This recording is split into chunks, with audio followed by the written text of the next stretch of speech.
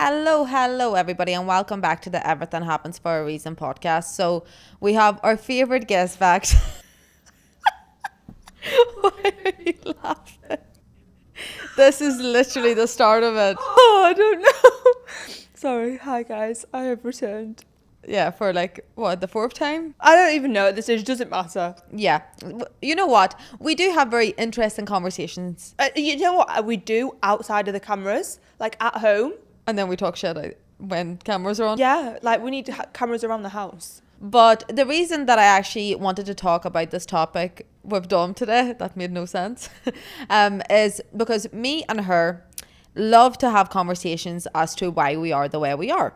Basically, why we're a bit delulu. Literally, the Lulu. And I'm going to refer this episode back to the podcast name. So everything happens for a reason. And because everything does happen for a reason, we're going to try work out today why it happens. Why everything happens for a reason. Yeah, and we had a conversation the other day and we were just sort of talking how me and you had quite similar upbringings. Like, we were both in Eastern Europe. Our parents moved when we were quite young. We left when we were quite young. And now we're both living abroad as well, I suppose. And like how the attachment styles that came with that and how we react to things and how different we are. We are the same but different. Yeah, like we had very, very similar experiences in a lot of situations, actually, that I think about it. We had very, very similar experiences, but we respond to everything in the polar opposite. Yeah, like we deal with everything in a very different way. But yeah, so I thought we would talk about that today. Great. Let's go into the traumas. Literally. And like for you in general, right, how you got to where you're at today, like where do you think it all stemmed from initially? What, my traumas? Why I'm the way I am? Let's just dive right in. Traumas. No traumas. What are your traumas? Men. No, I think it started with my parents moving. Yeah. So you obviously know the story, but mum and dad moved to the UK, left me with my granddad at home. So I kind of had that primary caregiver attachment ripped away from me at the age of 6. And that is when you kind of learn to build attachments with people, with your family, with your parents. So that got ripped away from me. Now, I don't remember any of this. I kind of blocked it all out. And it wasn't until my mum and dad actually told me what happened, it then started to come back to me. It's like it just started appearing in my brain. So now where the trauma is, I would say with my dad more so than with my mum, because my mum left, I still had my dad. Yeah. Right? Then when my dad left, I had nobody. So it's like now I have the fear of abandonment. I have the fear of rejection, the fear of being alone from a male, more so than a female. Okay. Because of how my dad left. Yeah, okay. And yeah, well, for me, obviously, situation was a little bit different in terms of actually, my dad left. That's a lie. So my dad did leave. He left about a year before me and mum ended up moving.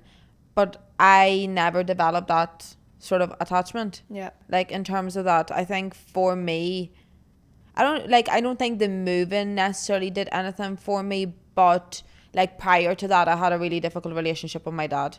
Do you feel like you have a strong, like more of a relationship like that with your mum though? Because she was the one that stayed with you. No. You don't? But so my relationship with my dad is a lot better than my relationship with my mum now. Okay. So, and I don't actually know where that comes from because like my dad left whenever I was younger, obviously, and whenever I was a child, he was around. I don't want to make it sound like my dad wasn't around. He was always around, but he just wasn't very present in my life. Yeah. And then he obviously left the country, and I remember like he would ring me, you know, on the phones that were stuck to the wall. Well, yeah. Even on mobile, but like I didn't really know what was going on at the time. I don't remember much of it. But then whenever we moved here, like my dad, basically, he was a bad boy, to put it lightly. I know he's watching this. He's gonna be like, I'm gonna fucking kill her.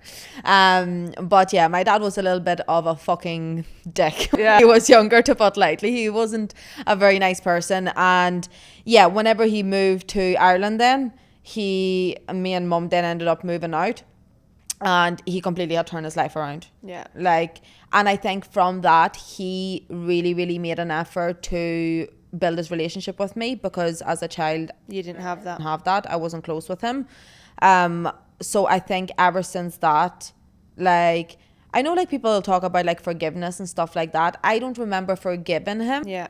Like, but it just sort of flipped, and me and him get on a lot better, whereas now me and my mum will clash a lot more. But mate, so you see, because he did that, that's probably kind of saved you in a way. Yeah. Because if he didn't, your attachment style might possibly be different, and the way that you are will possibly be different as well. Because you'd have never have had that connection with your dad, which was a male figure. Yeah, potentially. Because how old was you when like your dad came back and started building that relationship with you? 6, 7. Yeah, so... Because whenever I moved to Ireland, I was going into P4. Yeah. So, yeah. I reckon that's kind of saved you. So thank you, Dad. Thanks, Dad. You're still an asshole. No, but yeah, it could be. It could be in terms of that. But I definitely have a lot of trauma from when I was younger. Yeah. Like with him. Do you know what I mean? Like, so what me and Dawn were talking about is basically, like she said, she has that sort of fear of abandonment now and fear of rejection because of like her childhood. Whereas me, I sort of went through the same experiences, but I dealt with everything in a different way. I just detach. You detach, whereas I'm attached. Yeah, I don't attach emotion to anything. Like, to me, anybody is gonna leave. Do you know what I mean? Like, people walk away and fuck them. It is what it is kind of thing. Yeah. That then again links to your attachment style, doesn't it? Like, you're an avoidant, I'm an anxious. Yeah. So that's very much so linked to that as well. Right, and have you always been anxious in relationships? No. And where do you think it changed? My first proper boyfriend. Okay. So I was telling you the story the other day, but I'll tell it again to the listeners. My first proper boyfriend was when I was around 16, and he was a bit older than me by a few years, and he would manipulate me and control me, and like every other day it would be like, we're breaking up, we're getting back together. It was like that push-pull, constant. And I remember him texting me one day, we need to talk.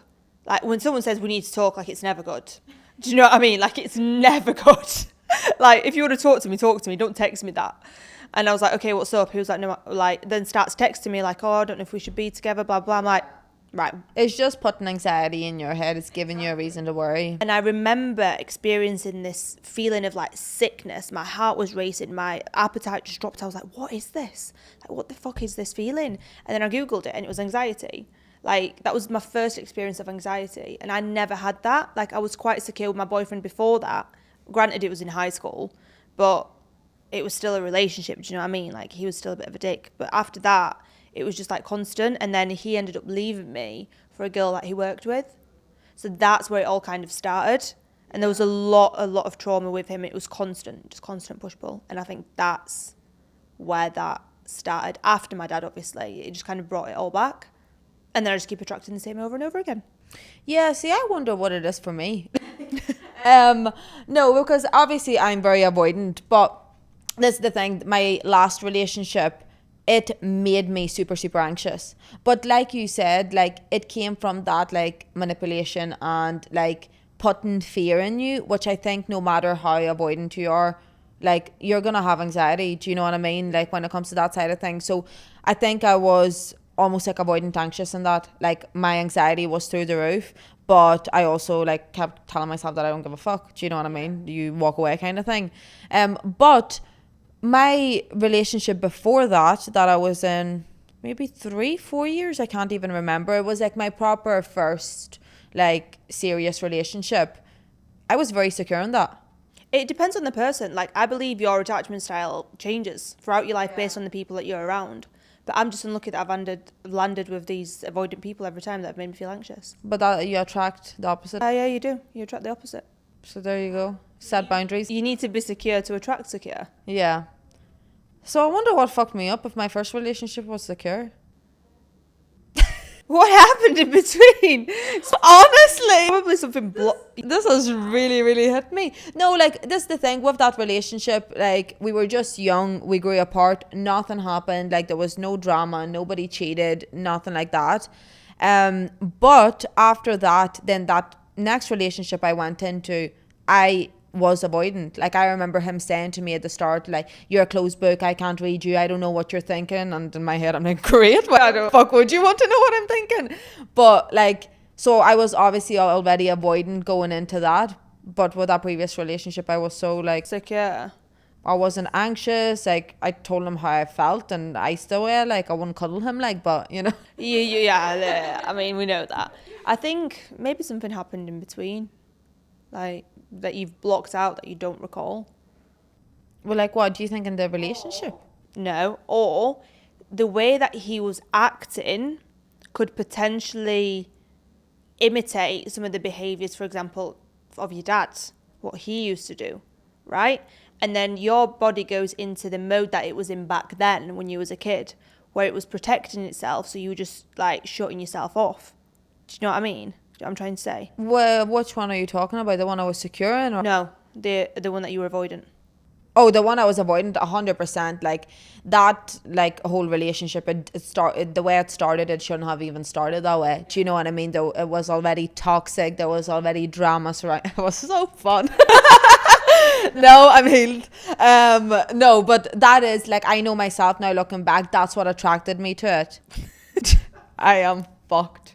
Like, but generally, like, I remember this at the time, and it was a toxicity. It was exciting. Yeah. And like, I had this conversation with you yesterday. My fear of commitment doesn't come from commitment, or like committing to somebody as in like not cheating on them. That I can do.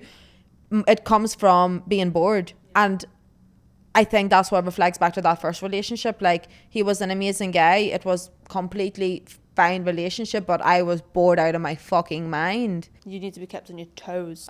Yeah, but not to the, then went to the opposite extreme. You need like which I can't really say on the internet. No, I mean, you need to go for the in-between, I guess.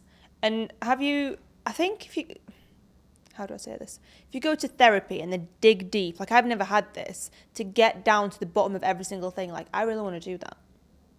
Yeah, but I feel like you'll only dig as deep as you're willing to go. Do you know what I mean? Like, I did therapy for years, sort of like during and after that relationship, which is never a good sign.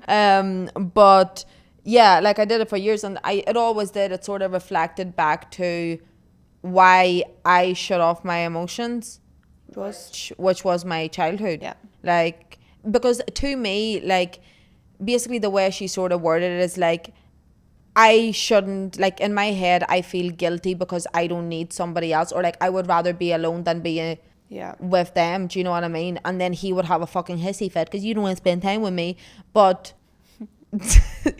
go to therapy. And Dom's like, this is all I want. I mean, to a certain extent, because I say this, right? I say I'm an anxious, but I am avoidant in certain situations to people that I don't like. Like, people that I don't like and they like me, I'm avoidant.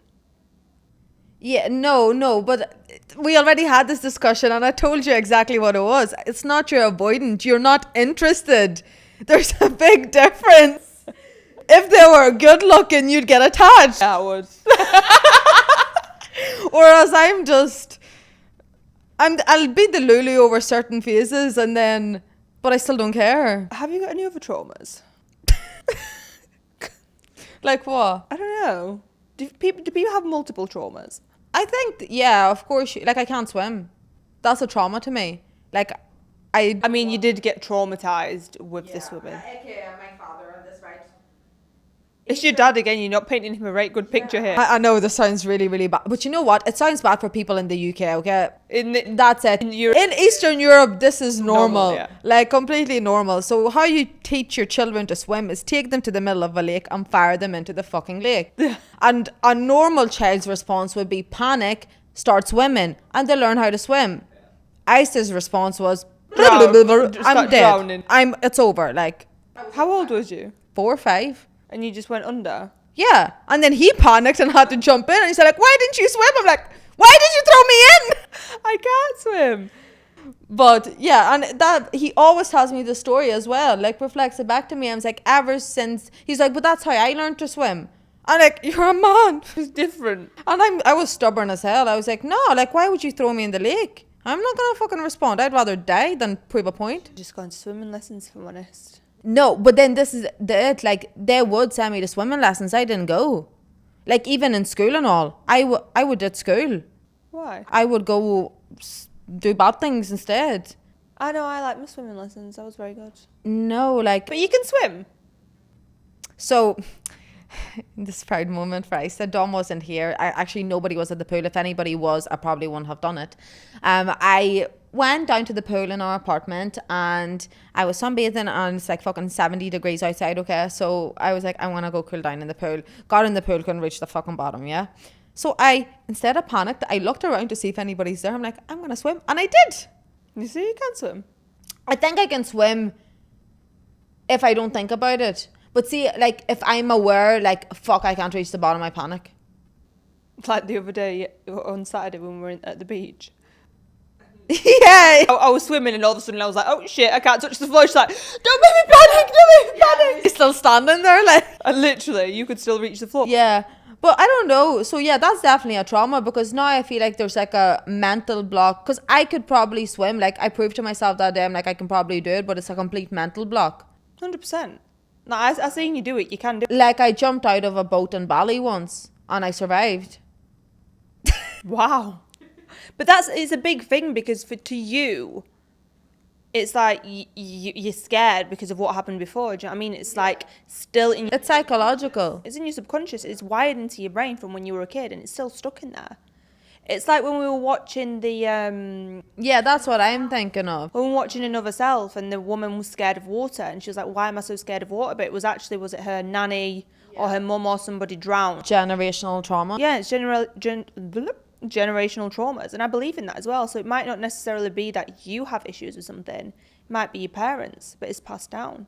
Yeah, so then I had a conversation with my parents after this and I was like, what traumas have you passed on to me? And then my parents don't believe in any of this. Do you know what I mean? Like, they wouldn't even believe that they left me with childhood trauma. And this is the thing, like, we are all fucked up because of our parents.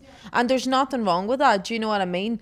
Like, there's nothing wrong with that at all. But if you're aware of it and you're not doing anything to work on it, that's fucked up. Yeah. In my opinion. Because, like, say if you're just treating people like shit, aka like somebody that we know, you know better than I do, like if you're fucking yelling at people and breaking it out and blaming it because you had a shit childhood, no, you're just a shit person. Like, yeah, you should work on it, but people just don't believe in that. Do you know what I mean? People don't believe that there is something wrong with them and they just believe... I think this is childproof. They think that they're gonna, you know, they're not gonna... It's just how they are and that's it. Like, nothing's happened for them to be that way. But my parents would be very much so like that. Like, my granny on my dad's side, like, love her to bits, but she's a very, very difficult person to be around. And, like, I can see it now because I've sort of took the time to sort of learn about all of this. But, like, I can see it. Like, she has two sons, basically, my dad and his brother. My dad was never important. Yeah. Not in the sense, like, she obviously cares about him and whatnot. But she was, like... the other son's the best. He was always the best. He's the good boy. My dad's a bad boy. So then what did my dad end up doing? Turning into the bad boy. Do you know what I mean? Like, true, he took that on. Exactly. And it sort of leads to that because I know for him it was a matter of like he was never good enough. So rather than like going the other end of the spectrum and being like, well, I'm going to be better than everybody, he went, oh, fucker, like, I'm just going to do this instead. We spoke about this the other day as well. It happened with my dad as well and his mum. He actually got brought up by his grandma and not his mum because of that. Like, you know, they were a big family. I think he had like 2 brothers, 1 sister, and he was just never good enough for his mum. And then he kind of, the way that he is now with things towards me, it's like, I don't want to say that everything that I do is not good enough because he is like my #1 fan. He's so proud of me, but there's certain things in the smallest of things, it's just never good enough. Yeah. Like the Dubai chocolate thing. Like, I was like, oh, I'll buy you Dubai chocolate coming back to the UK. And I sent him a picture saying I bought it. And he went, is that it? He was like, oh, Dubai chocolate, so expensive. Why does it just look like that? I said, what do you expect for it to be wrapped in gold? He was like, well, it's coming from Dubai. Do you know what I mean? It's like little things just aren't good enough. And to me, that's triggering. And I don't know why it's triggering. Yeah, that's a very fair point because you do get triggered by the most random things. Yeah, exactly. But like, there obviously something comes from that. Do you know what I mean? It's like I said to you the other day, like I was reading a thing, I was like, why are we so ambitious? And your reasons versus my reasons were completely different. Do you know what I mean? What were your reasons? I can't actually remember. What did I say? Like, I think you said because like you want a nice life or you want nice things. Whereas for me, I'm like, I need to prove a point. Yeah. And like basically the way I explained it, so I did really, really well in school, but the reason, like, I hated school. I don't care. I never cared about school, but I did it to prove a point to my parents. Yeah. And like, I basically got all A stars and all A's, and I got 1B. And I got shouted at for that 1B. Do you know what I mean? Like, everybody else is like, oh, I got passes, I got a C. I was like, yeah, fuck, I'm fucked. I'm scared to go home here. Because my parents put so much pressure. And I get it from their perspective. They wanted me to do well. Yeah. Do you know what I mean? Like, I get where it was coming from, but it was, the way it was pushed on me, it was very, very unhealthy. Like, I remember growing up and thinking, like, if I ever have kids, I'm never going to do this to them. And I still believe that to this day. Do you know what I mean? Like, That it's good that we notice that and we don't pass that on. Yeah. I mean, like, we stop that. yeah, It's like it ends with us. exactly. And like, I remember thinking that, and I still think the same way. And it could be just because of where I got to without going to uni and stuff like that. Do you know what I mean? But for me, it's like I always want more. Like, I reached a milestone in my business, but it's not enough. I want more. And it obviously comes down to the fact that I never felt good enough when I was in school, no matter how well I was doing, which is a good thing. Like, it's working well for me, but at the same time, it's like, where does it stop? Do you know what I mean? I think that's very much so linked to having a business, though. Yeah, 100%. For me, my mum and dad never like pushed. I'd always do my homework. I always did everything, even if it was last minute. You were a good child. Yeah, I wasn't. Like, I had the balance of both, right? I got good grades. They would never shout at me if I got a bad grade. It just was never. Yeah. I don't think I ever got a bad grade. Do you know what I mean? It was always like B's, A's, A stars, like yourself. Those Europeans are so smart. And it's our second language. And then when I went to uni, to get into uni, I needed like 3 B's and above, basically. And I got an E on psychology, believe it or not. I hated it at college, hated it, whereas now I love it. I wish I could retake it, because now I have so much, like, I remember the certain things that they used to say back then, and now it applies to life now. And I still got into uni. My mum and dad didn't shout. Like, no, there was nothing about it. There was like, you done your best. We know you didn't like that. You still got it. And I still got in, so it's not an issue. For me, I started to think that way when, you know, it's never good enough. Like, you know, you earn a certain amount, it's never good enough. Always wanting more when I built my own business, basically. Yeah. Because before that, I didn't. Like, how can you think like that when you work for somebody? 100%. And that's the thing, is because, like, you always want more for yourself as well. Do you know what I mean? So I think the two combined, like, for me, they're not helping each other. Like you said, if I wasn't running my own business, I probably wouldn't be thinking like that if I was working for somebody else. I don't know, because I've never done it properly in terms of that, but it is. And like, I feel like when you run your own business, it's like you always see potential for more. Yeah. Like, whether it's how much money you earn or what you're building or what you're doing, like, it has to always keep going. Mm-hmm. But when does it actually stop? Like, do you ever reach a point where you're like, no, I've done what I could and I'm happy with this? Do you know what's just clicked in my head?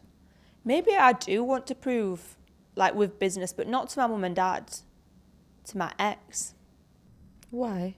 Because I remember when I moved to Dubai, yeah, and everybody was doing so well, and I'd only just started online coaching, and I was just like going out, going to beach clubs, going for coffees, just whatever.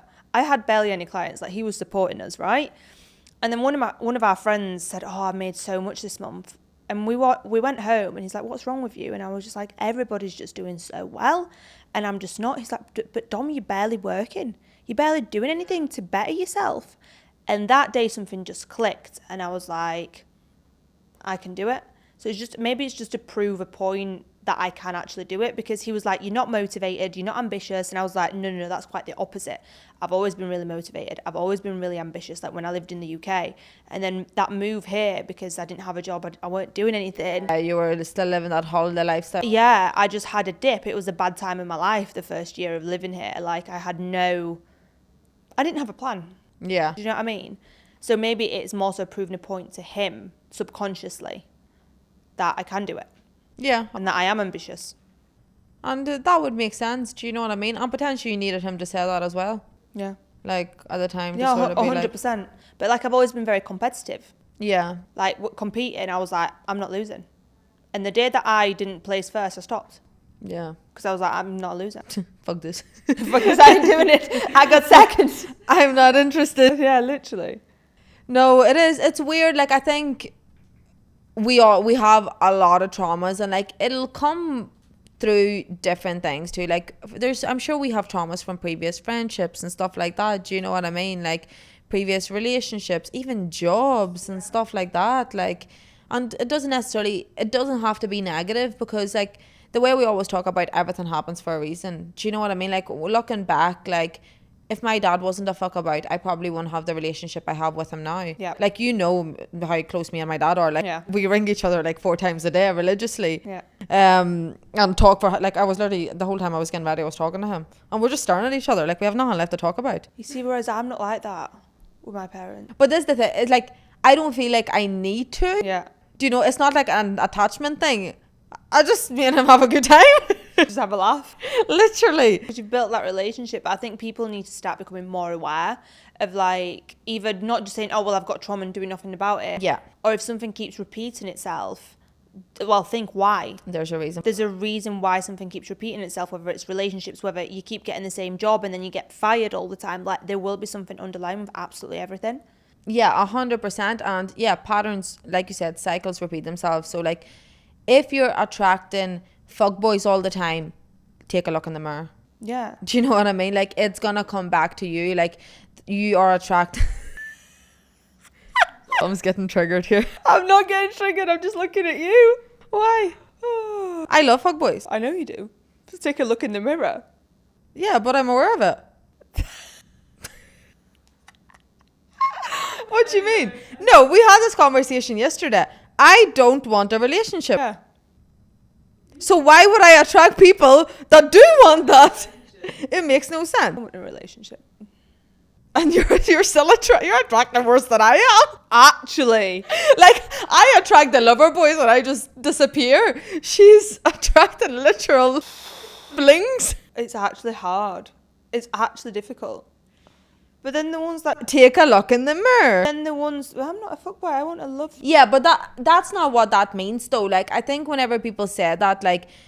Okay, let's clarify that, because everybody's going to think you're a fuck girl now. Because Oh, I'm not. because you said that you attract fuckboys. That doesn't make you a fuck girl. No, but take a look in the mirror. So technically that means you're a fuck girl. No. No, that's what I'm saying. I know that, but that's what it sounds like. But I was just about to explain and you interrupted me, you dick. What I was saying is, like, when people say take a look in the mirror, it doesn't mean that, like, if you're attracting fuckboys, it's because you're a fuck girl. It's because you're lacking something. Yeah. That's why you're attracting them. Do you know what I mean? So in those instances, like, if you're attracting people that aren't willing to give you commitment or respect or whatever, it's because you're not respecting yourself. It's yourself. Yeah, your self-worth is low. That's why you attract those types of people. Like, I know my self-worth is low. We just, like we said, we discussed it yesterday, so I know I need to work towards that, because at the moment I'm attracting the most emotionally unavailable men. Yeah, but that's where it comes from. So yeah, no, just because you're attracting them people, girls, doesn't mean you are one. You could be a good girl, you know. Just to clarify that. Just to clarify that. But yeah, work on your self-worth before you start running back to people or chasing people or entertaining. I would say, though, one piece of advice is go speak, if your parents are alive and your grandparents, go speak to them. I don't agree with that. Oh, I do. Because you don't, like, if I never spoke to my mum and dad, I wouldn't know about these little things. Yeah, and I do get that side of things, but not your parents, like your mum's very spiritual. She's willing to open about stuff like that. Yeah. If I went and asked my dad, he would literally tell me to fuck off. There's a way to phrase it. But this is the thing, like, if people, your mum's aware. But you don't just go, what's your trauma? Hi, Dad, what's your trauma? No, I do. No, 100%. But like, say if I tried to have that conversation with my dad, like, how was your childhood? Or like, why do you think your mum likes him more than you? He wouldn't talk to me about it. Because he gets triggered. Probably. Do you know what I mean? Like, that's what I mean. It's very different situations. Like, your mum is aware. Go speak to your grandma. I don't want to speak to her. Why? I avoid her at all costs. Why do you prefer my uncle rather than my dad? Because he was the golden child. And yeah, like, that's a thing as well. Like, people like that's where like I don't have any siblings, so I can't relate to that, but I know a lot of people like the middle child syndrome, like they experience that a lot. It's like they're not relevant anymore. Do you know what I mean? My sister. Well, she's not a middle child. No, but if there's two. But I can't say this. Dude. I know I'm a favourite. I know I am. I know I am. Like, The Lulu. I've been told. By who? Well, my granddad used to favouritize me. Obviously, I got brought up around my granddad. I lived with him. He wasn't as close with my sister. So he always said, he was like, you are my favourite grandchild out of everybody. Like, I was. And I know that. With my parents, me and my sister are very different. Maybe when she's older, it'll change. But I'm a lot more outgoing. She's a home bird. We're very, very different people. So I do believe that parents do have a favourite. Without 100%. And it's not a bad thing to admit it. Do you know what I mean? Like your children are still people that you're gonna click with. Yeah. Do you know what I mean? And like you're gonna have different relationships. It's like people say that like daughters will always have like almost like favour their dad a lot more. I used to. Yeah. I'm closer with my mum now though. Why do you think that is? I feel like I can be more open with my mum Yeah. and tell her everything.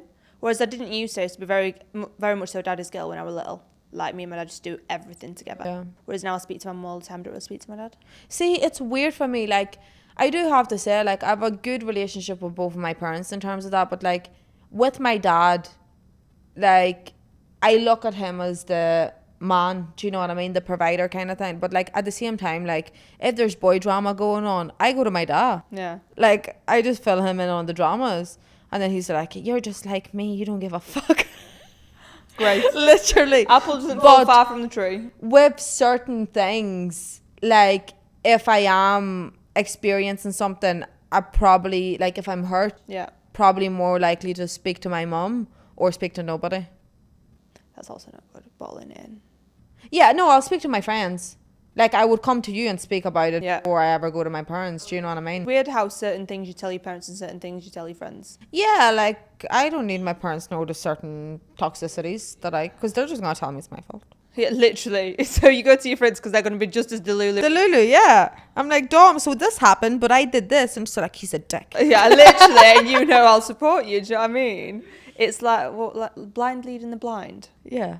And we are the worst for it. The worst for it. Honestly. No, we have moments where we're like, right, you need to wise up. Like, you're taking the piss now.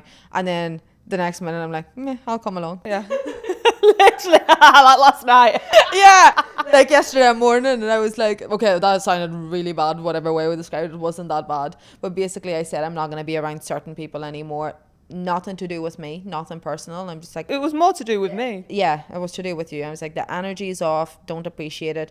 She has no boundaries. And then she said, like, should we go? I was like, all right. It was a pretty decent enough reason, like. But yeah, like, I was gonna ask something there and completely went out of my mind. But do you think, like, no, put it this way: do you wish your childhood on that side of things was different, or like you didn't go through the traumas, the relationships, etc. that you did? Oh, that's juicy. Yes and no, because I believe that everybody's got some form of trauma. I don't think anybody's perfect, right? It could have been a lot worse. So I'm grateful that it wasn't. But at the same time, would I rather my trauma be something else than men when it comes down to like relationships and stuff? Probably yes. Why? Because I feel like that's one thing that I struggle with, and I don't struggle with anything else. But maybe if that was my trauma was something else, then I'd say the same. Yeah, literally, if that's the only struggle you have, you're fucking living the life of it. Well, I do have obviously more struggles than that, but his life's not that easy. I wish it was. Yeah, see, I don't wish things were ever different, and I've always said that. Like, even in my last relationship, like, people ask me all the time, like, do you regret it? If you went back in time, like, would it be different? I'm like, no, I would do it all over again. Yeah. To go through that, because if it wasn't for that, I wouldn't be the person that I am today. I wouldn't be where I am today. Same goes for my childhood. You know what I mean? Like, I had to grow up, become independent, look after myself at a ridiculously young age. Oh, were you cooking at like 6 and 7? 6 and 7, I was probably like chewing things out of the cupboard at 3. I mean, yeah, but I mean, like, full-on cooking, like... Yeah, mummy said she used to come home and like my dad would be in the living room and I would be in the kitchen flipping pancakes, have the pancakes stuck to the roof. Yeah, I used to cook for myself as well. I used to come home from year 2. I used to come home, cook myself dinner, cook it for the rest of the family because mum and dad are at work. Yeah. Literally, and this is the thing, like... Kids do these days, go get a bowl of cereal. I used to cook tortillas, everything. But like even like I used to be left and my parents can't get in trouble for this now, can they? Like I used to be left home alone all the time and I was told don't open the door's fucking locked, like sit in your space. Now you're not allowed to be home alone till you're 12. Stop it. 12. Like social workers get involved. Really? They have nothing to do clearly. Do you know what I mean? Chasing teenagers. Wow. 12. No, I used to get left alone. Like imagine your ma not working for 12 years because you can be by yourself for half an hour until everybody comes from home from work. Like that's why people don't know how to do their washing. They don't know how to cook their dinner. That's where that comes from. Do you know what I mean? Because they never need it to be. And worse by generation. So bad. So bad. But yeah, that's what I mean. Like I had to grow up very quickly in that sense. And yes, a part of me would have been like, well, I wish I had a childhood where I just sat and watched cartoons and fucking played with kids. Do you know what I mean? But at the same time, I wouldn't be again where I'm at today. Do you know what I mean? Like, I started a business when I didn't even have my frontal lobe. Like, you literally developed your frontal lobe this year. Exactly. So imagine the success that's coming. Literally this year. But yeah, would you like to leave a little note for everybody? Would I like to leave a little note? I would say that don't be scared of admitting that you've got traumas. And if you do have it, don't... Because I think some people get offended with the word trauma. Like, oh, everyone's throwing about trauma, like, you know, left, right and centre. No, like, it is okay to have trauma. We all have issues that we need to work through. And that's completely okay. You are... Like, the only time you're doing wrong is when you're aware of it and you know it's hurting other people or it's not, like, excelling you as a person and you're not working on it. That's where the issue is. But if you see something repeating over and over again, just stop and think why. 100%. Look into it. Actually pay interest. Read a book. Listen to a podcast. Like, something to open up your mind to it a little bit. But I think a lot of people don't want to come to terms with it. It's like even for example, like with fuckboys. Do you know what I mean? Like, yes, from say, well, it doesn't have to be a girl or a boy, but whatever. Say the guy's like messing you around, wasting your time or whatever, and you as a girl keep attracting those people. You need to look within, but also vice versa. Yeah. Do you know what I mean? Like the fuckboy will reach a point eventually where they're like, why am I not in a relationship? Like they turn into fuckboys for a reason. Do you know what? 100%. So it works on all ends of the spectrum, but it has to reach a point where you're gonna be fed up with your own shit. And a lot of people just accept that they make it a personality trait. But do you know the fuckboy thing? We live in fuckboy generation these days. It's a trend. It's a trend. Literally. Boy, like, that's not cool. It's cool to be a gentleman. Like, it's not cool to be a fuckboy. Like, really, if you deep it. Do you know what I mean? I'm joking. I don't like the word gentleman. Well, I didn't say gentleman because that sounds gay. Gentleman, mate. And that doesn't sound gay. We like an alpha male. Alpha male, okay. Okay. With a little bit of toxicity. But like not enough that it's going to push you away. Oh, right. Stop making this list longer. It's already pretty hard to get that. It's my ideal man. Alpha male that I won't get bored of. Bit of toxicity. Mm-hmm. Wow. Anyways, thank you for coming on and having this conversation or therapy session with me. That's exactly it. Talk to your friends. It's therapy. It's free therapy. Girl math. And thank you everybody so much for listening, and I will see you all next week.